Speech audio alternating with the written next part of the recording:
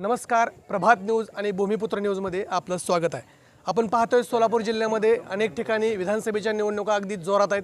त्याच पद्धतीनं माळशिरस तालुक्यामध्ये सुद्धा तेवढीच चुरस आपल्याला त्या ठिकाणी पाहायला मिळते। लोकसभेमध्ये रामदादा यांनी सुद्धा मोठे त्या ठिकाणी योगदान आपलं दाखवलं होतं। आज तुम्ही विधानसभेच्या रिंगणात माळशिरसच्या पुनोबाई विद्यमान आमदार तुम्ही मागील 5 वर्ष बघितली होती। एक मोठा हात त्या ठिकाणी मोहिते पाटलांचा होता। कुठेतरी आता त्या मोहिते पाटलांनी दुसऱ्या उमेदवारांना पाठिंबा दिलाय। आता सध्या परिस्थिती आज दिवाळीच्या भाऊबीजेचा तुम्ही मोठा कार्यक्रम घेतलाय, महिलांचा मोठा पाठिंबा आहे, लाडक्या बहिणीचं तेवढं स्वागत तुम्ही थाटात करताय। जे असणाऱ्या लाडक्या बहिणीची सुविधा आहेत अगदी व्यवस्थितपणे त्यांच्यापर्यंत मांडताय, काय पहिली प्रतिक्रिया? निश्चित माळशिरस तालुक्याच्या असणाऱ्या सर्व माता भगिनींना बहिणींना मी या ठिकाणी भाऊबीजेच्या खूप खूप शुभेच्छा देतो। ही विधानसभेची निवडणूक त्यावेळेस होती ज्यावेळेस माळशिरस तालुक्यातल्या 1 लाखापेक्षा जास्त महिलांच्या खात्यावरती लाडकी बहीण योजनेचे पैसे आमच्या सरकारने दिलेले आहेत आणि हे माळशिरस तालुक्यातल्या सगळ्या बहिणींना माहिती आहे। ज्यांचं कमळ चिन्ह आहे त्या सरकारने या ठिकाणी लाडकी बहीण योजना आम्हाला सुरू केलेली आहे आणि 7,500 रुपये टाकलेत आणि एकनाथजी शिंदे साहेबांनी सांगितलंय की आमचं सरकार आलं की आम्ही 1,500चे त्या ठिकाणी 2,500 रुपये करू। त्यामुळे मला विश्वास आहे माळशिरस तालुक्यातल्या सर्व लाडक्या बहिणी मला आशीर्वाद देतील आणि पुन्हा एकदा कमळाचा आमदार ज्या कमळाच्या सरकारने या ठिकाणी लाडकी बहीण योजना आणली त्या सरकारला पुन्हा एकदा निवडून देतील। त्या ठिकाणी तुम्ही बघताय जे काय आता तुमच्या विरोधात उभे असणारे उत्तमरावजी जानकर साहेब आहेत त्यांना कुठेतरी मोहिते पाटलांनी सपोर्ट दिलाय, परंतु तुमचा अजून विश्वास रणजितसिंह मोहिते पाटील यांच्यावर आहेत, ते माझ्यासोबत आहेत असा सुद्धा एका भाषणामध्ये तुम्ही उल्लेख केला। सध्याची परिस्थिती काय?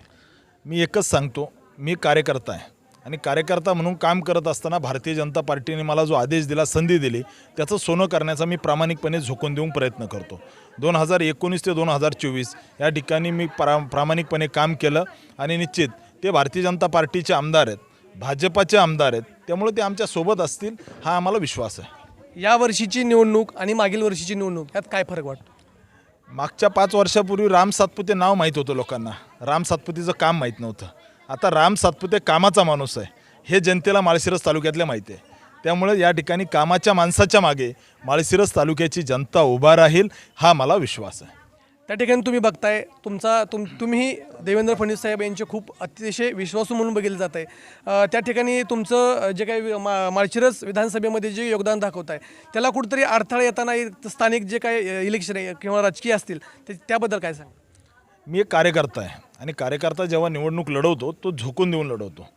त्यामुळे मला विश्वास आहे आम्ही निवडणूक ही कामाच्या जोरावर लढतो। माळशिरस तालुक्यामध्ये जवळजवळ 500 कोटीपेक्षा जास्त रुपयाचे रस्ते झाले, म्हणजे तालुक्याच्या कुठल्या भागात जा रस्त्याचे कामं झाले, या ठिकाणी अनेक कामं झाले आणि निश्चित मला विश्वास आहे की कामाच्या जोरावरती आम्हाला जनता आशीर्वाद देईल। अनेकांची चांगली कामं करण्याचा प्रयत्न केला, आरोग्यदूत म्हणून जनतेची सेवा केली आणि मला विश्वास आहे या सगळ्या कामाच्या जोरावर एक कामाचा माणूस म्हणून जनता मला आशीर्वाद देईल। त्या ठिकाणी तुम्ही एक विजन सांगितलं, MIDCचा प्रश्न सांगितला, या अगोदर सुद्धा इथल्या सत्ताधाऱ्यांनी त्याविषयी काय कधी मागणी केली होती का? कारण तुम्ही पाहत असताय विधिमंडळात यांचा अर्ज वगैरे गेला होता का?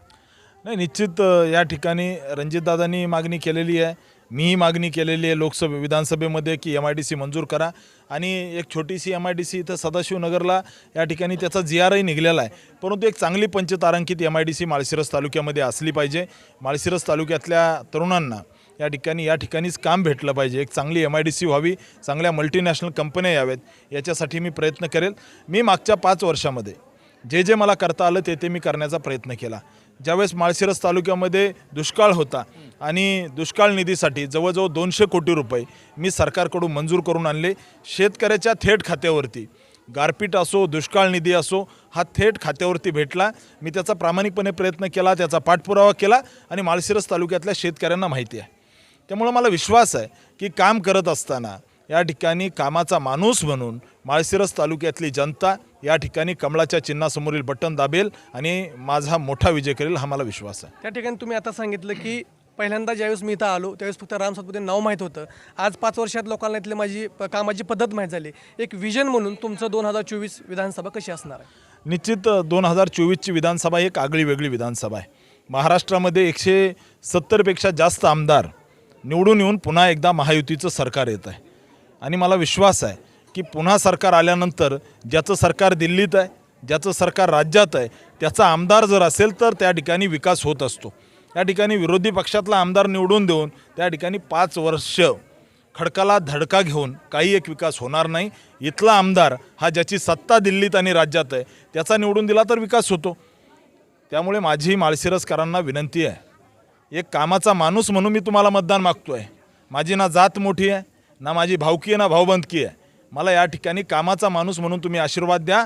पुढचे 5 वर्ष या ठिकाणी मी दिवसरात्र काम करेल आणि माळशिरस तालुक्याचा विकास करेल. पुढील तुम्ही कोणती धोरणं किंवा असतील, पाण्याचा प्रश्न असेल, विजेचा, रस्त्याचा, या संदर्भात तुमची काय विजन आहेत? नाही, निश्चित माळशिरस तालुक्यामध्ये या ठिकाणी येत्या काळामध्ये आपल्याला नीरा देवधरचं हक्काचं पाणी हे तालुक्यातल्या 22 गावाला भेटलं पाहिजे. याच्यासाठी मी दिवसरात्र मेहनत करेल. माळशिरस तालुक्यामध्ये MIDC झाली पाहिजे चांगली, त्याच्यासाठी प्रयत्न करेल. माळशिरस तालुक्यामध्ये एक क्रीडा धोरण म्हणून वेगवेगळ्या खेळांचा विकास व्हावा म्हणून आंतरराष्ट्रीय दर्जाचं कुस्ती केंद्र असो, या ठिकाणी माळशिरस तालुक्यामध्ये वेगवेगळी कामं करण्याचा मी निश्चित प्रयत्न करेल.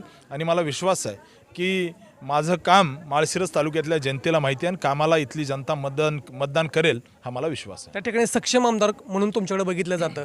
महिलांसाठी सुरक्षा, जशी तुम्ही लाडकी बहीण योजना आणली, महाराष्ट्रात त्याचा कालवा झाला, महिलांसाठी सुरक्षा, त्याबद्दल तुम्ही तुमच्या जे सरकार आहे माहितीचं त्यांच्याकडे काय मागणी करा? नाही, महाराष्ट्रात लाडकी बहीण योजनेचा कालवा नाही तर बोलबाला आहे. कारण आज माता भगिनीच्या खात्यावरती थेट पैसे जात आहेत आणि याचा आनंद या ठिकाणी माळशिरस तालुका नाही तर पूर्ण महाराष्ट्रात होतो आहे. त्यामुळं मला विश्वास आहे एक चांगलं सरकार, एक त्या ठिकाणी आश्वासक असणारं सरकार, एक विकासाभिमुख सरकार. आपण ज्या रस्त्याने आला या ठिकाणी हजारो कोटी रुपयाचा हा पालखी मार्ग आमच्या सरकारने केला. अनेक कामं या भारतीय जनता पार्टीच्या सरकारने केले. शेतकऱ्याला मोफत वीज देण्याचं काम केलं. शेतकऱ्याची लाईट कट करणारं महाविकास आघाडीचं सरकार आणि शेतकऱ्याला मोफत लाईट देणारं हे आमचं सरकार.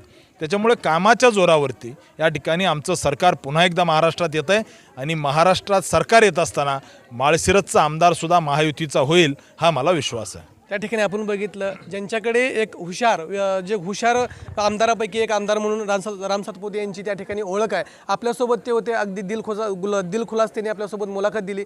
तुम्हालाही दिवाळीच्या शुभेच्छा. तुम्ही आम्हाला वेळ दिला त्याबद्दल आभार आहे. धन्यवाद.